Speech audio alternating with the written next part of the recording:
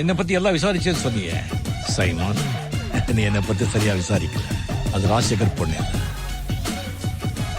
ஏன் பொண்ணுடா. என்ன எங்கேயோ பார்த்திருக்கேன்னு சொன்னீங்க. இன்னுமா என்ன தெரியல.